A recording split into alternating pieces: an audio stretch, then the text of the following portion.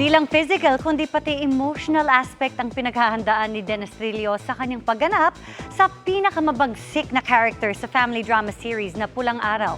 Ishinare rin ni Dennis kung paano siya kumakalas sa mabigat na role. Makichika kay Nelson Canlas.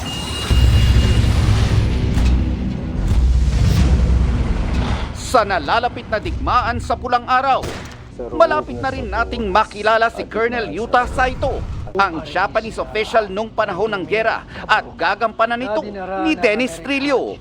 Tomone susumo! Shore wa wareware no mono da! Tenno Eka! Banzai! Banzai!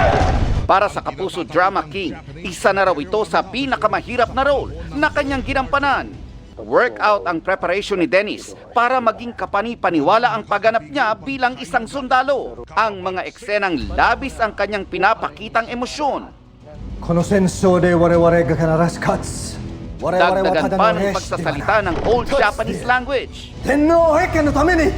Talagang sinubok daw ang kanyang kakayahan bilang artista. Challenging talaga. Alam mo, naalala ko pa yung mga linya ko kahapon sa taping namin. Ganun yung talagang proseso ko, talagang paulit-ulit. So hanggang ngayon talaga naalala ko pa rin siya. Iba yung sakit sa utak nung pagbuo ng character. Katuwang daw ni Dennis ang mga language translators na nagtuturo sa kanya ng Nihongo habang nasa set. Malaking bagay daw ito para authentic ang kanyang pagganap. Yung pag-consult palagi dun sa aming translators and mga researchers na nasa set. Sila, si Rio at si Kenji. Sila talaga yung tumututok sa nagbabantay na maging appropriate yung arte namin at yung mga salita namin ng panahon na yun. May mga hamon man sa kanyang pagganap.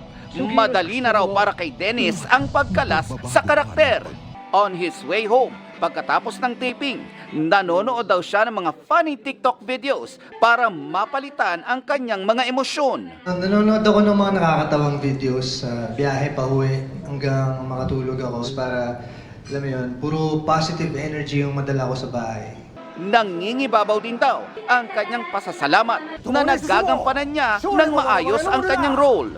Pagkatapos ng taping, pagkatapos ng eksena, parang ang bilis ko siyang i-switch off dahil para ako nag-e-exam na natapos na, pass your papers na and pumasa ka with flying colors. Kaya doon pa lang, hindi ko na siya nadadala. Kumaga positive energy na yung nakukuha ko doon dahil kumaga rewarding yung pakiramdam na nagampanan mo lahat ng mga task mo noong araw na yun.